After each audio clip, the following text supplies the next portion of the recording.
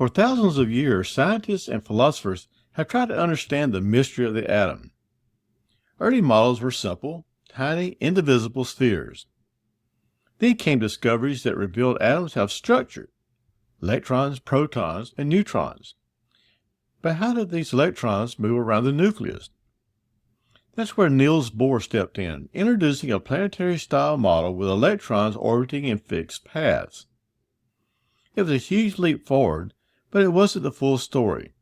Soon after, quantum mechanics revolutionized our understanding, showing that electrons don't orbit like planets at all. Instead, they exist in regions of probability called orbitals. In this lesson, we'll explore both the Bohr model and the quantum models, seeing how science moved from a neat classical picture to the strange but powerful world of quantum theory. So to get started, picture an electron at ground state where it normally resides. So if I were to put an electron, let's say here.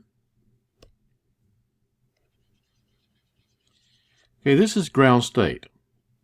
Now if this electron, if it receives energy and is transferred outward to a shell further from the nucleus, it has to gain energy to do so. If it falls back to where it came from, it's going to release energy in the form of waves or rays. So an electron at ground state can be excited by adding energy to it, and then when it falls back, it's going to release the same amount of energy that it absorbed. So we can say that an electron plus a certain quantum of energy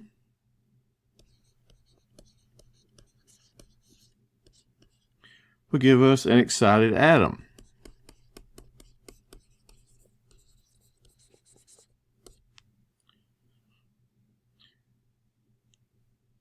Bohr noticed that he could predict the amount of energy necessary to excite an electron. He came up with this basic formula where this energy is equal to minus 2.178 times 10 to the negative 18 joules times a fraction where you have z squared over n squared.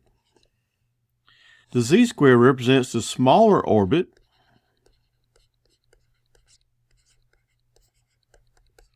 while n squared represents the larger orbit.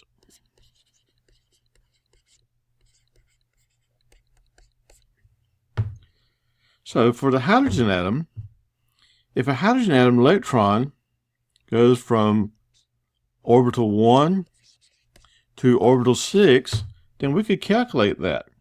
We could say that E is equal to negative 2.178 times 10 to the negative 18 joules times 1 squared over 6 squared.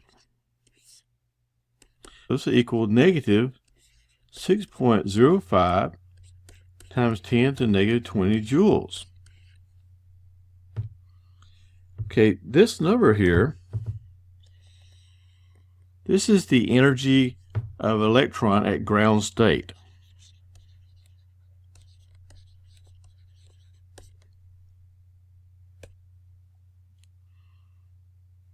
If I want to know the change in energy then, so delta E,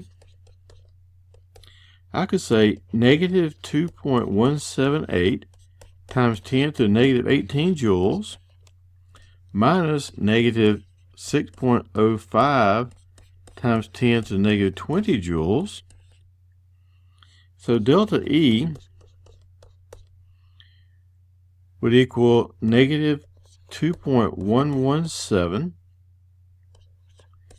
5 times 10 to the negative 18 joules. That would be the change in energy to go from ground state to an excited state on the 6th level. It's much easier to calculate this more directly by saying delta E is equal to negative 2.178 times 10 to the negative 18 joules times 1 over n final squared minus 1 over n initial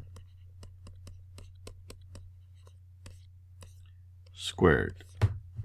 So working the same problem we just did, the change in energy is equal to negative 2.178 times 10 to the negative 18 joules times 1 over 6 squared minus 1 over 1 squared. So I get negative 2.178 times 10 to the negative 18 joules, which is the same answer that we had in the previous example. The Bohr model had a lot of issues. It only worked with hydrogen, and it was very limited. Schrödinger, Heisenberg, and several other scientists, they were using a different approach, using standing waves and statistics to calculate the most probable position where the electron could be found. And they call this the electron cloud. They use a set of 4 quantum numbers to describe the electron. All right, so the first quantum number was the principal quantum number.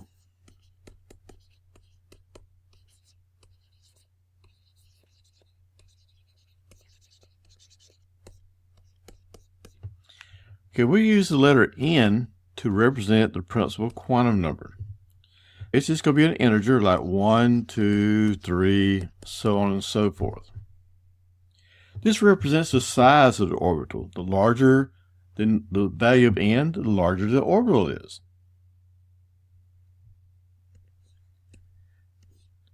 The second quantum number will be the angular momentum.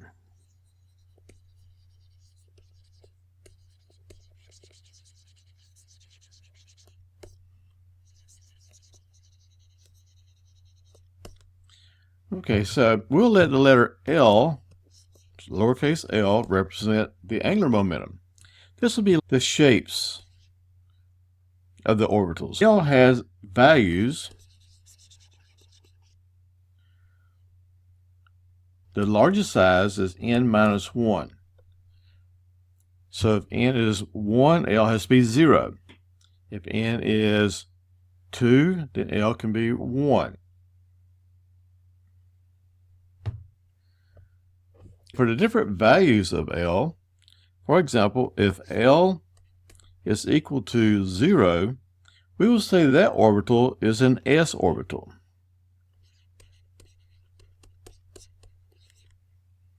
An s orbital is basically a sphere. If L is 1, we call that a p orbital.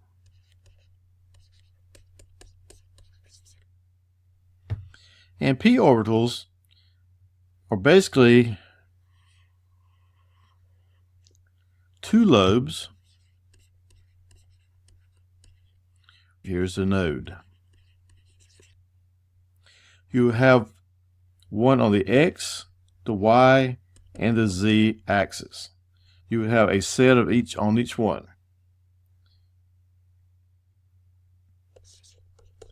L equals 2. This would be a d orbital. D orbitals, they're getting kind of complicated now. You have like 4 lobes.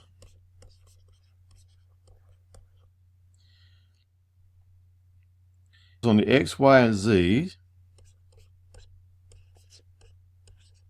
axis. And then you have between the axes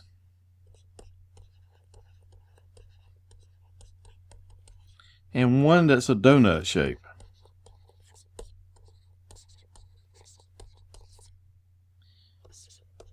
If L equals 3 is an f orbital, It's too complicated to describe. The magnetic quantum describes its orientation.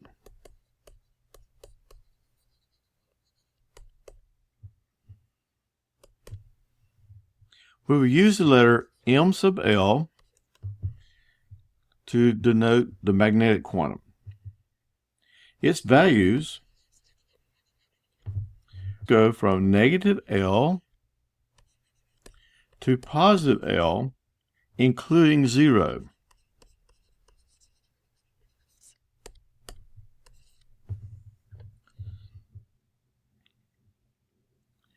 So, if L is equal to 0, it's an S, and it will have one position, or one orbital.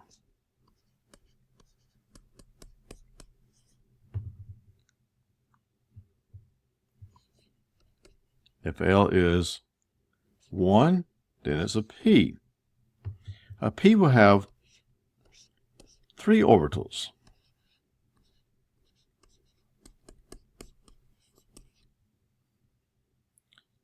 Okay, this would be negative 1, 0, positive 1.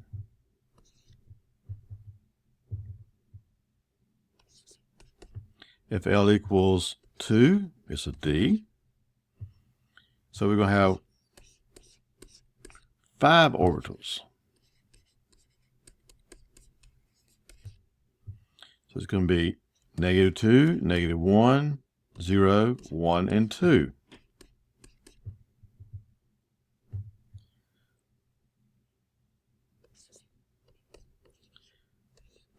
L is 3, we will have F. Okay, it will have 7 orbitals.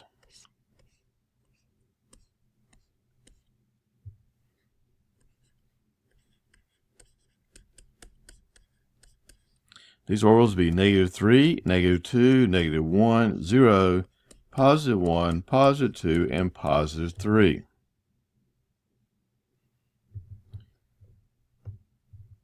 The total number of orbitals will be n squared.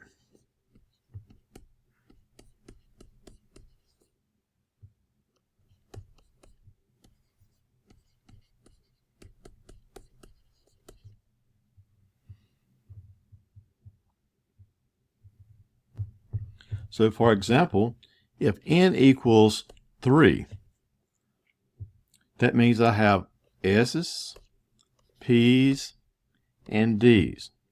S has 1 orbital, P has 3 orbitals, D has 5 orbitals, so that adds together to give you 9. So 3 squared equals 9. That's the easy way of calculating the maximum number of orbitals for a principal quantum number.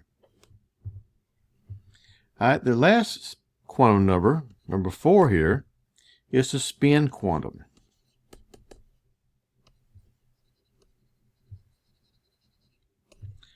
We'll use M sub S to represent spin quantum. It has 2 values, positive 1/2 and negative 1/2. So the positive 1/2, the electron is moving upward. The negative 1/2, the electron will be moving downward.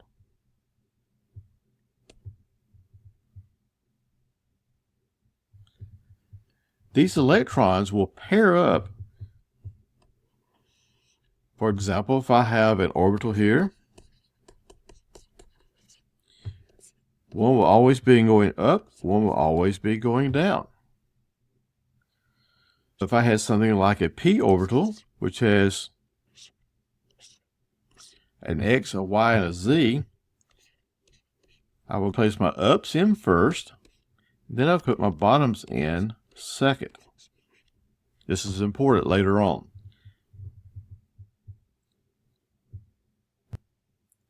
Okay, so how many electrons are there in each principal quantum number? Okay, so if n equals 1, n equals 2, n equals 3, and 4. How many electrons can reside in each one of these? Well, if n equals 1 only has s's, and an s can only hold 2 electrons, so the answer is 2 for the first one. For n equals 2, it has s's and p's. So if the s can hold 2, the p has 3 orbitals, so therefore it can hold 6. So 2 plus 6 is 8 electrons. N equals 3, it has s's, p's, and d's. So s can hold 2, p can hold 6, the d can hold 10. So that gives me 18 electrons. And for n equals 4, I can have s, p, d's, and f's. So that's 2 electrons, 6, 10, and 14, which gives me 32 electrons. The general formula for the total number of electrons will be 2n squared. Let's see if we can apply some of the things we just learned. So if n equals 2, L equals 1, how many electrons am I describing here? Okay, so n equals 2, L equals 1. That means in 2p, I can have 6 electrons. N equals 3, n sub L equals -1. If n equals 3, I have s's, p's, and d's. The s's do not have an ml equals 1, so they're gone. Both p and d can have, that means I have 2 in the p's, 2 in the d's. That gives me a total of 4 electrons.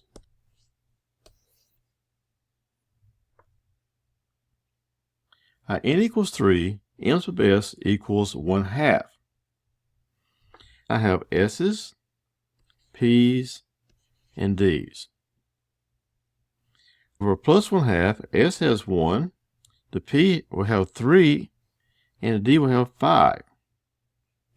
That would give me 9 electrons. N equals 4, L equals 2, m sub L equals 0. Here I'm talking about only one line where m sub L equals 0. So I have an up and a down. We're talking about 2 electrons.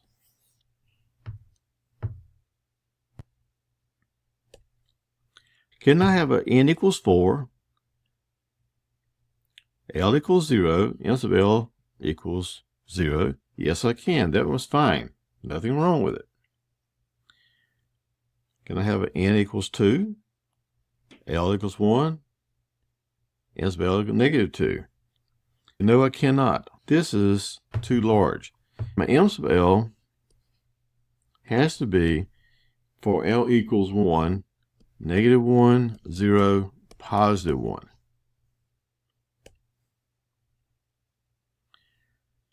We cannot have this. We knew that was wrong. 1, 0, 0. That looks good. 3, 1, -1. That was good. A 2, 2. Oops, can't have this because it has to be smaller than the n. So we know that one is wrong. It's too large. It can only be a 1 or a 0.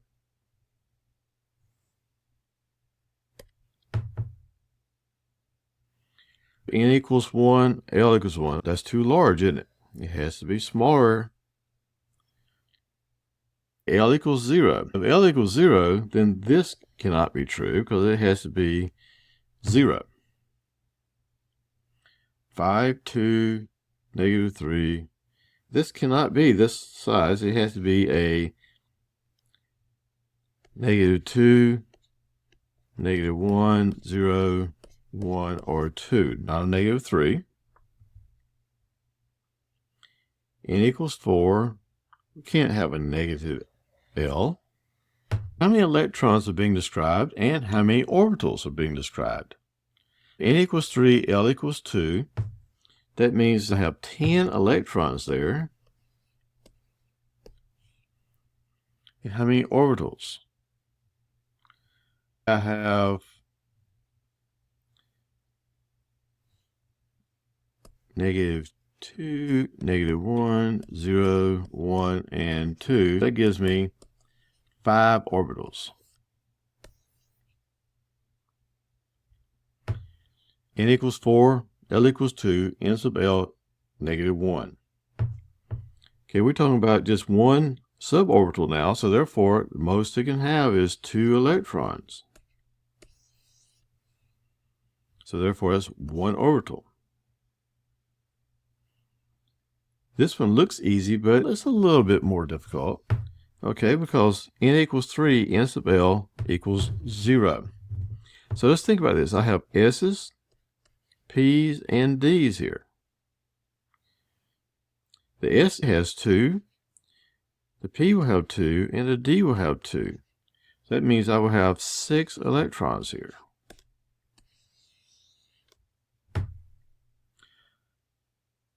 Okay, how many orbitals am I describing? Okay, I'm describing one orbital in S, one orbital in P, one in D, so I'm describing 3 orbitals. N equals 2, M sub S equals 1/2. Right, so how many will I have there? Okay, so N equals 2. I have S's and I have P's. I have 1 here, and I have 1, 1, and 1. So that means I would have 4 electrons. All right, how many orbitals would I have? 4. All